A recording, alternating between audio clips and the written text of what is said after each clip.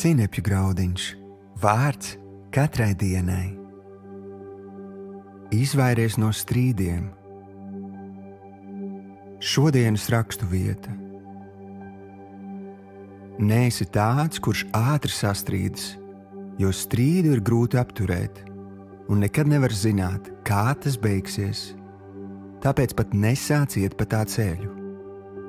Sālamana pamācības, 17. nodaļa, 14. pants. TPT tulkojums. Šodienas pārdomas.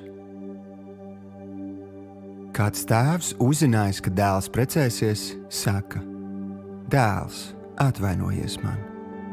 Dēls jautā: par ko?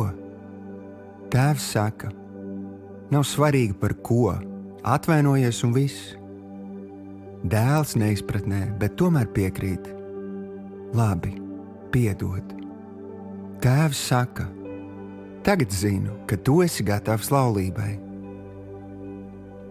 Reizēm starp tuviem cilvēkiem strīdi izceļas no maznozīmīgām lietām. Kāds pasaka kaut ko un sākas ķildošanās. Šodienas Bībeles pāns pamāca, ka strīdu vislabāk ir pārtraukt, pirms tas sācies.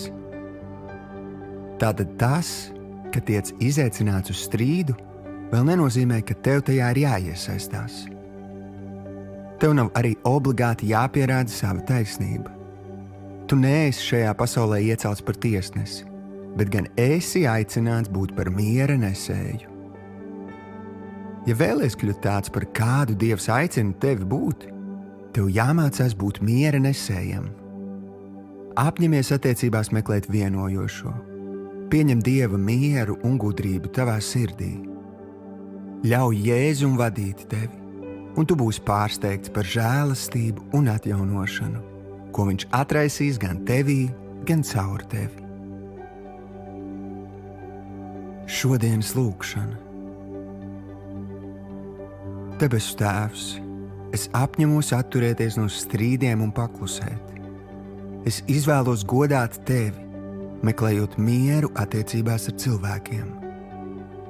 Paldies, ka dod man spēku palikt tavā mīlestībā un būt par tavu miera nesēju visur, kur es eju.